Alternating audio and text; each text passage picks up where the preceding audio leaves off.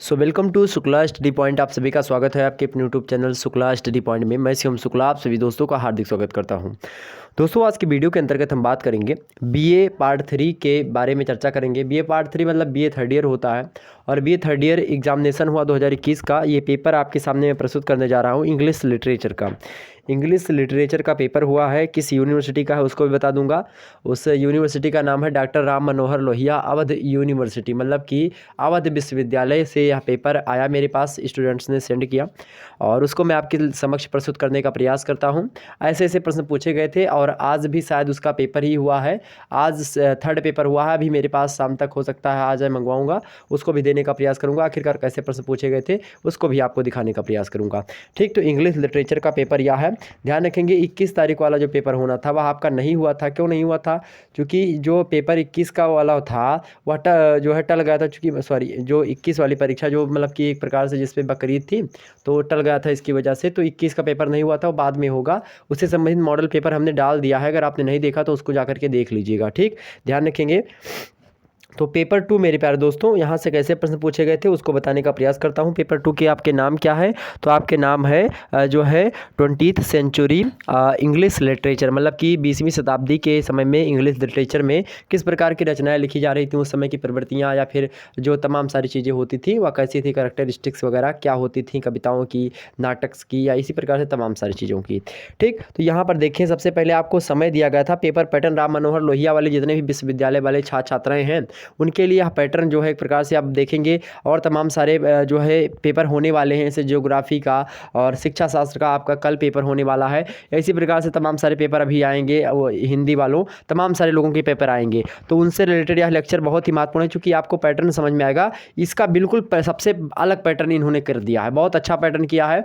अभी आप देखेंगे मात्र इसमें 5 प्रश्न आपको अति लघु उत्तरीय से करना होगा, मतलब कि very short type of question जो होते हैं। और इसी प्रकार से आप देखेंगे जो लघु उत्तरीय होता है, यानी कि शॉर्ट टाइप का क्वेश्चंस होते हैं, उनसे इन्होंने किया है क्या कि एक प्रश्न मतलब सॉरी 2 प्रश्न करने के लिए बोला है कि किन्हीं 2 प्रश्नों के आपको उत्तर देने हैं। मतलब जो आपकी शब्द सीमा होती थी, शब्द सीमा वही रखी इन्होंने जो पहले रखी थी, मतलब 50 शब्द तो 50 शब्द, 200 शब्द पहले थी, 200 शब्द अब भी है लघु उत्तरीय के लिए। बात की जाए 500 शब्द दीर्घ उत्तरीय के लिए है, एक ही प्रश्न। 2 लघु उत्तरीय, 1 दीर्घ उत्तरीय और 5 आपके अति लघु उत्तरीय प्रश्न पूछे जाने हैं।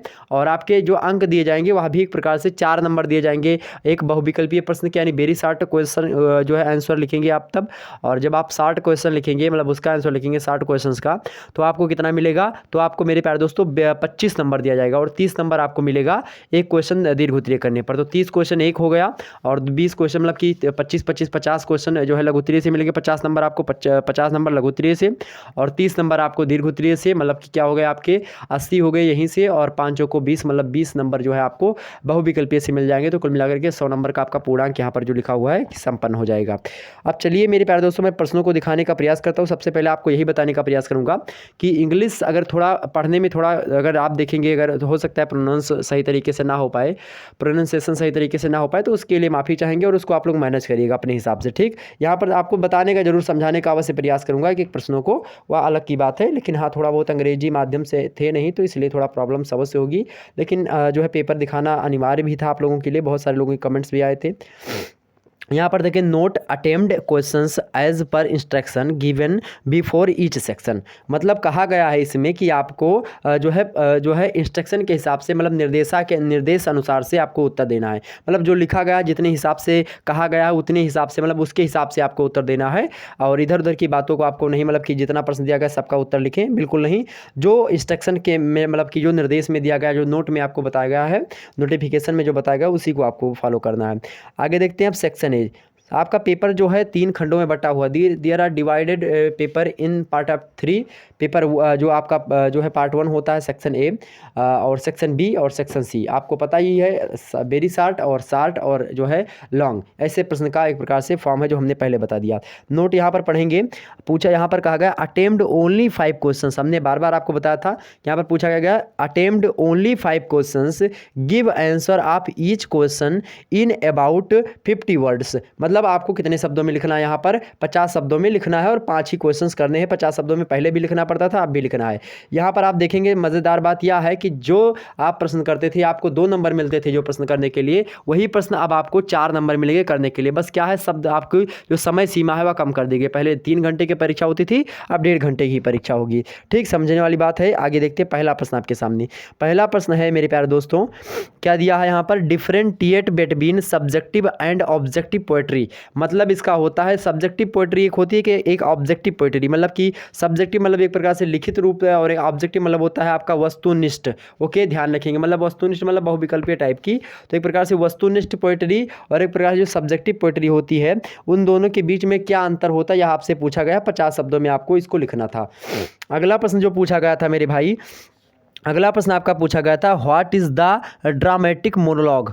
ड्रामेटिक मोनोलॉग क्या होता है, यानी ड्रामेटिक मोनोलॉग का मतलब होता है नाटकीय एकालाप। नाटकीय एकालाप के बारे में आपसे पूछा गया था कि क्या होता है। नाटकीय एकालाप क्या है, ड्रामेटिक मोनोलॉग क्या है, इसके बारे में आपसे पूछा गया था 50 शब्दों में। अब जरूरी नहीं कि आप यही सारे प्रश्न लिखें, जो आपको पता होगा वो लिखिएगा। 10 प्रश्न दिए जाएंगे और 10 में से जो भाई आपको अच्छे तरीके से आता होगा 50 शब्द की आप उसमें बयां कर पाएँ, तो उसी में ही करना है। बिल्कुल चिंता करने की आवश्यकता नहीं है। और जितने भी लोग हमको देख रहे हैं फटाफट से वीडियो को लाइक और शेयर कर दीजिए मेरे भाई। जितने भी लोग देख रहे हैं हमको फटाफट से वीडियो को लाइक और शेयर कर दीजिएगा।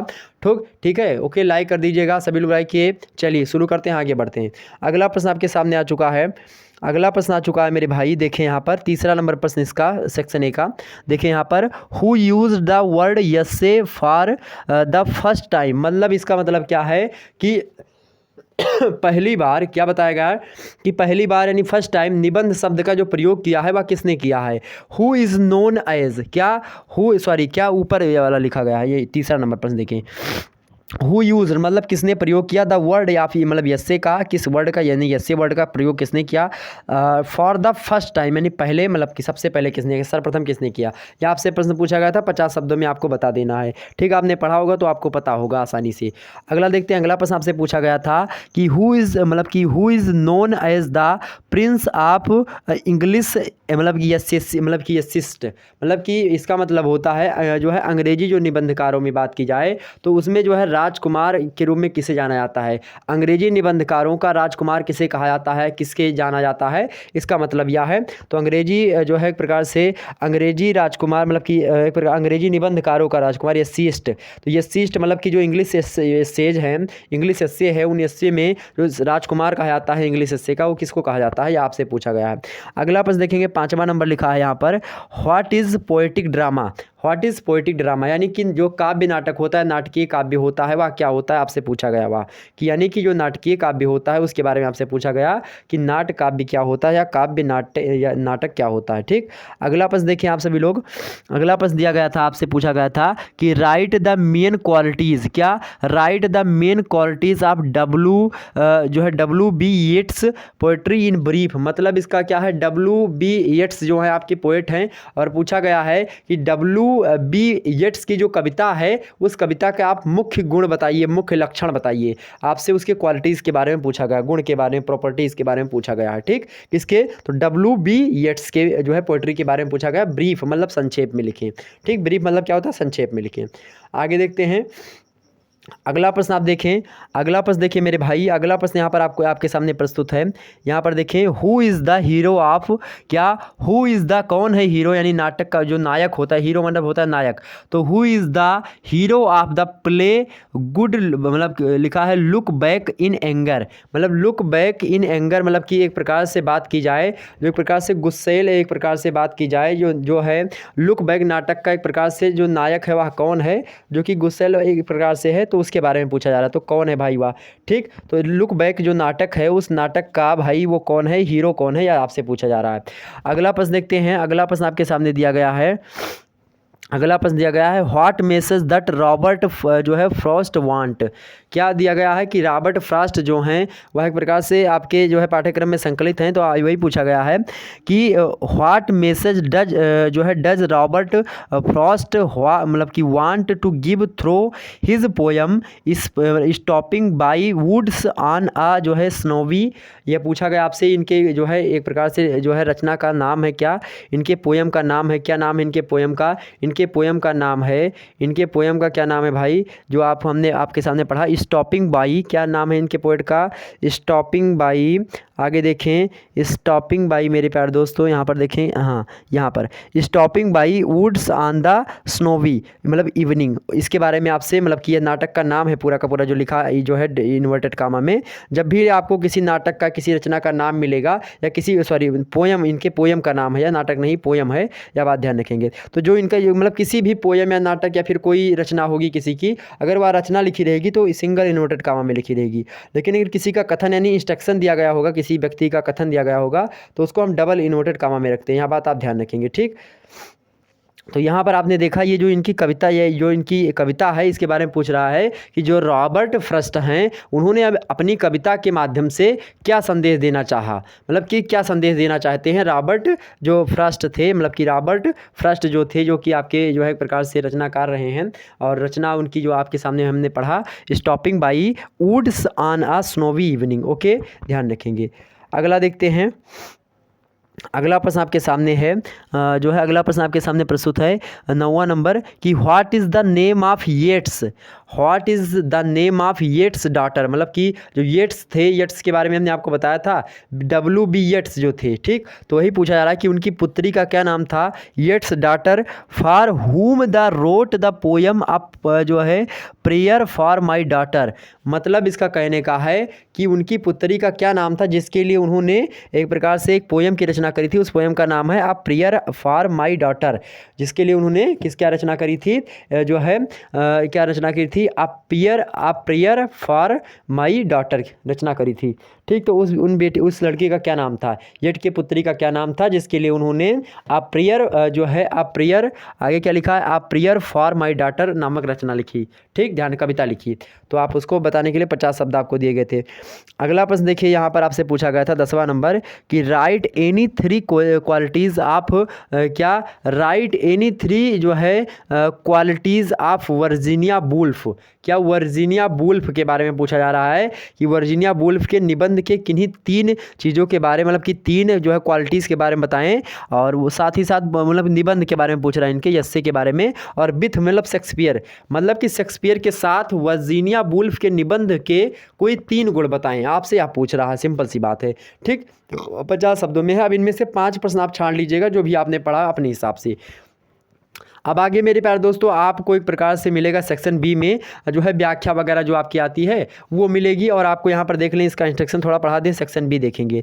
नोट आप पढ़ लीजिए, अटेम्प्ट ओनली 2 क्वेश्चंस, यहाँ पर पढ़ें ध्यान से, अटेम्प्ट ओनली 2 क्वेश्चंस यहाँ पर दिया हुआ है, नोट में देखें सभी लोग, attempt only 2 questions, give answer of each question in about 200 words. आपको 25 नंबर एक प्रश्न के मिलेंगे, कितने नंबर मिलेंगे भाई, 25 नंबर आपको मिलेंगे, यहाँ पर देख लीजिए 25 नंबर आपको मिलेंगे। वही बात की जाए कुल मिलाकर के आपको 50 नंबर मिलेंगे, ठीक, ध्यान रखेंगे इस बात को। चलिए आगे बढ़ते हैं।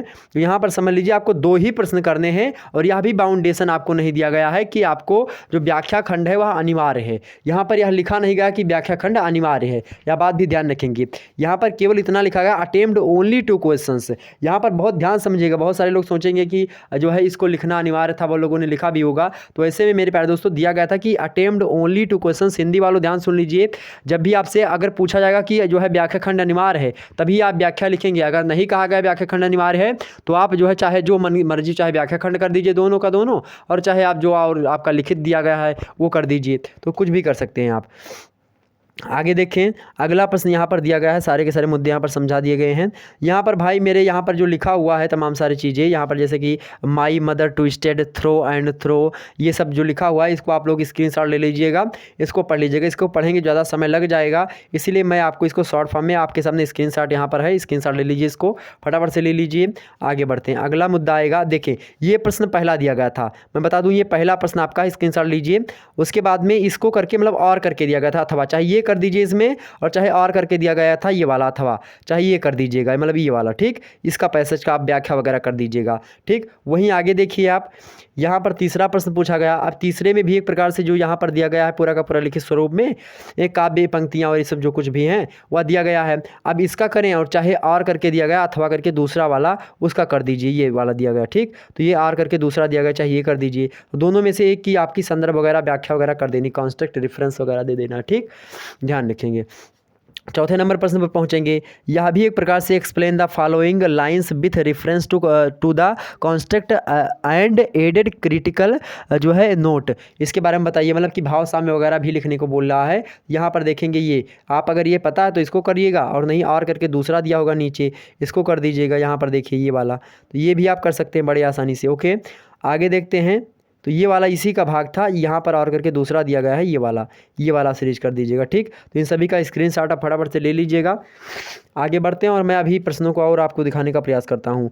अब आगे आ जाइए आप लघुत्तरीय प्रश्नों पर, कि जो कि एक प्रकार से प्रश्न के रूप में आपसे पूछे गए थे। यहाँ पर देखेंगे 5 और 6 दो प्रश्न देखें। यहाँ पर 5वां नंबर प्रश्न दिया गया आपसे कि write a critical appreciation of the poem stopping by woods on a snowy evening. मतलब इसका क्या है भाई, कि कवि की आलोचनात्मक प्रशंसा कीजिए, कवि की आलोचनात्मक प्रशंसा कीजिए मेरे भाई। किसके संदर्भ में, तो किसके संदर्भ में, stopping by woods on the snowy evening के संदर्भ में। आगे देखते हैं अगला प्रश्न।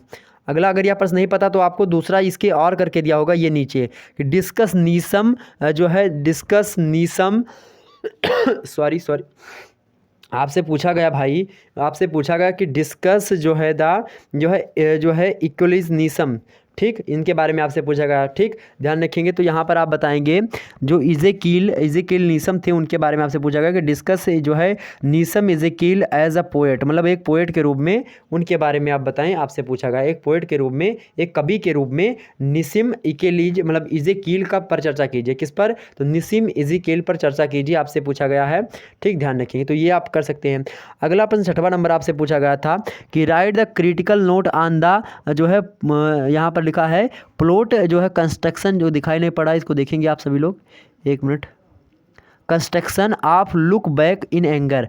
लुक बैक इन एंगर जो है एक प्रकार से क्या है, एक जो है एक प्रकार से इनका एक प्रकार से क्या है, तो मेरे प्यारे दोस्तों हमने आपको पहले बताया था लुक बैक जो नाटक है, उस नाटक के बारे में आपसे पूछा रहा। तो लुक बैक जो है लुक बैक इन एंगर जो नाटक है उसके बारे में आपसे 6वां नंबर पर पूछा जा रहा है कि लुक बैक जो नाटक है, लुक बैक इन एंगर, उसके कथानक के बारे में आपसे पूछा रहा है कि लुक बैक के कथानक निर्माण पर एक आलोचनात्मक टिप्पणी लिखें। क्या, एक आलोचनात्मक टिप्पणी लिखिए, आपसे पूछा जा रहा है।